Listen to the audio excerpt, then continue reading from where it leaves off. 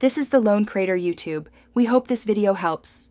You start by getting power and basic hardware right because nothing else matters without stable energy. Plug in the external supply, check battery reads at least 50%, and flip the main power to on. Once done, fit the primary nozzle and twist the latch clockwise 1/4 turn so it seats evenly. This prevents leaks and misfires. Make sure the data cable is attached to the Thunderbolt port before you proceed, because the device performs calibration over that link and won't fully initialize without it. Now you move into calibration and configuration so the Jet X2 performs predictably. Use settings, then calibrate and let the routine complete. This takes about 90 to 120 seconds while sensors sync. Once calibration finishes, pick thrust mode, start with standard to get baseline performance and avoid overstress.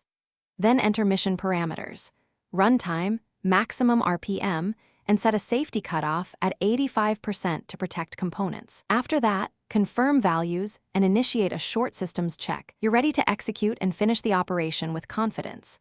Arm the system, run the prime cycle, then ignite. Watch telemetry in real time so you catch anomalies fast. If you see excessive vibration or temperature excursions, reduce thrust to 50% and engage emergency shutoff to avoid damage.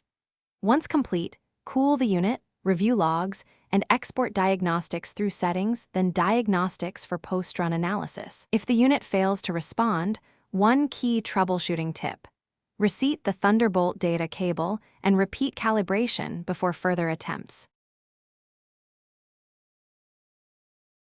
Thanks for watching. Consider subscribing if we helped you.